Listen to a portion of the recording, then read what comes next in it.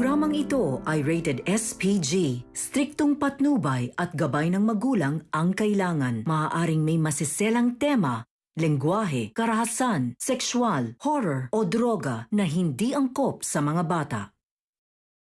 Muli kayang mahadlangan ang paglabas ng katotohanan na si Morgana at Zoe ay mag-ina? Magandang araw at eto na nga tayo sa ating pinakaabangang tagpo sa Abot Kamay na Pangarap. Welcome to my channel. Please don't forget to like, comment, and click the bell button para lagi kayong updated sa aking mga videos.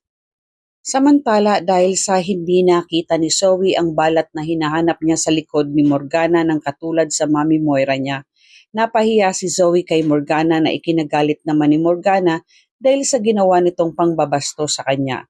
Naabutan naman sila ni Madam Chantal na nagtatalo at galit na nagsumbong si Morgana kay Madam Chantal sa ginawa sa kanya ni Zoe dahil gusto niyang patunayan na siya nga ang Mami Moira niya. Nagpaliwanag naman si Zoe kay Madam Chantal na narinig niyang sinabi ni Morgana na ayaw niyang may kamatis ang burger niya dahil ganun din ang ugali ni Moira. Kaya nagalit naman si Morgana dahil naiisip niya na siya ang mami niya at pinakiusapan ni Morgana si Zoe na kung pwedeng umalis na lang sila at baka kung ano pa ang magawa niya sa kanya. Humingi ng sorry si Zoe kay Morgana saka umalis sila ni Justin. Habang si Morgana naman ay nahihirapan na din sa sitwasyon niya na itago ang katotohanan kay Zoe. Gustuhin mang sabihin niya ang totoo kay Zoe ay hindi pwede.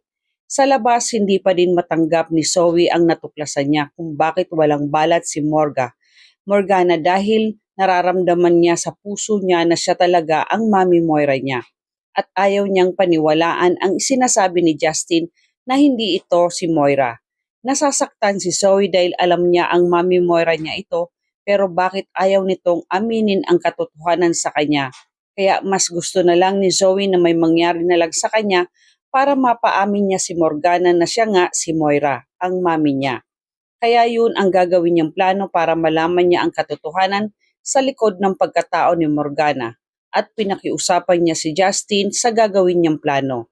Ayaw naman sanang pumayag ni Justin dahil alam niyang delikado ito para kay Zoe.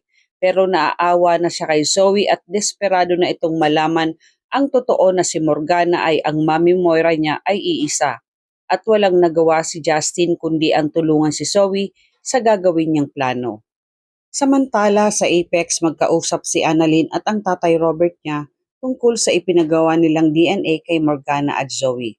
Ang hindi nila alam ay nakikinig si Olga sa usapan nila at habang nakatago si Olga naririnig niya na pina-DNA nila si Morgana at Zoe. Sa taranta ni Olga para sana tawagan si Madam Chantal habang dinudukot niya ang telepono niya sa bulsa niya, aksidenteng nabitawan niya ito at nahulog. Dahilan para makita siya ni Annalyn at Robert nang daputin niya ang telepono niya. Agad siyang nakilala ni Annalyn na ikinagulat din ni Olga at sabay kumaripas ito ng takbo pababa ng Apex dahil alam niyang hahabulin siya ni Annalyn at Robert dahil narinig niya ang pinag-uusapan ng dalawa. At kailangan niya itong masabi kay Madam Chantal para sabihin ang tungkol sa narinig niya na ipina-DNA nila si Morgana at Zoe. Samantala sa baba ng Apex nakita nilang Tiang Susan na tumatakbo si Olga habang hinahabol naman ito ni Annalyn at Robert. At naitanong ni Tiang Susan at Josa kung bakit nila hinahabol si Olga. Nagsabi si Annalyn na kailangan nilang pigilan si Olga dahil alam na niya ang ginawa nilang DNA test kila Zoe at Morgana. At sinabi naman ni Robert na nasisigurado niyang magsusumbong ito kay Madam Chantal at kailangan nila itong pigilan. Kaya agad tumakbo si Josa at Robert para habulin si Olga sa labas. Ipinag-alala naman ito ni Annalyn dahil sa oras na malaman ni Madam Chantal ang ginawa nila, alam nilang hahadlangan na naman nila ang lahat para hindi lumabas ang katotohanan sa pagkatao ni Morgana. Sa labas ng Apex, hindi na nila naabutan ni Josa at Robert si Olga at bigla itong nawala. Inis naman si Josa dahil ang bilis nawala ni Olga at para daw itong palos na biglang nawala sa paningin nila. Kaya agad nang bumalik si Josa at Robert sa Apex.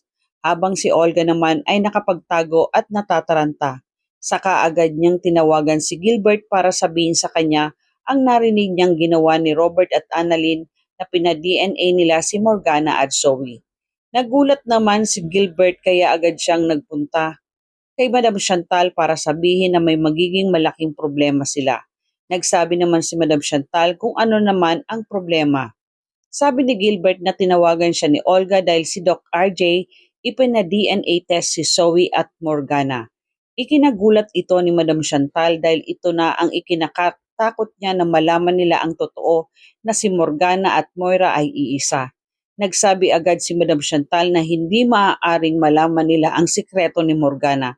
Kailangan mahadlagan natin to bago pa lumabas ang resulta ng DNA test ng dalawa. Kaya sinabi niya kay Gilbert na alamin niya kung saan laboratory ginawa ang DNA test at kailangan nilang maunahan sila Annalyn at Robert. At agad namang umalis si Gilbert. Samantala, si Zoe hindi na napigilan ang sarili niya na gawin ang plano para lang mapaamin si Morgana na siya si Moira. Ibinangga kunwari ni Zoe ang sasakyan niya para palabasin na naaksidente siya, habang si Justin naman ay agad na tinawagan si Madam Chantal. Natataranta si Justin na sinabi kay Madam Chantal na may mangyari pong hindi maganda kay Zoe.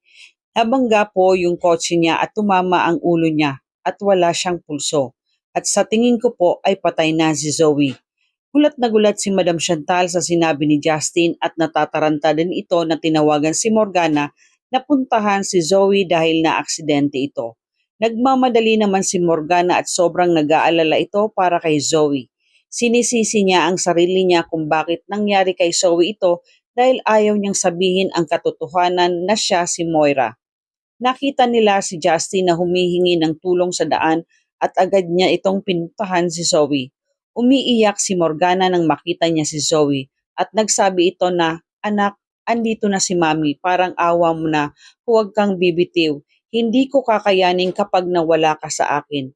At maya-maya nagising si Zoe at nakita niya si Morgana at sinabi niya na, "Ikaw ba ang mami ko?" At walang nagawa si Morgana kundi aminin ang totoo kaya biglang niyakap niya ng mahigpit ang mami Moira niya. Kinabukasan sa Apex, nakita ni Doc Lyndon si Zoe kaya sinundan niya ito sa parking. Tinawag niya si Zoe. Galit naman na hinarap ni Zoe si Doc Lyndon at nagsabi ito na, "Bakit? Ano naman ba ang kailangan mo?" Nagsabi si Doc Lyndon kay Zoe kung hindi niya ba naiisip ang sitwasyon niya ngayon na mag-isa na lang siya at wala na siyang kakampi. Wala na si Dax at wala na din ang nanay mo. Matapang naman na sinagot ni Zoe si Doc Lyndon na hindi ako mag-isa dahil buhay si... Ikinagulat naman ni Doc Lyndon ang sinabi ni Zoe kung sino ang sinasabi niyang buhay.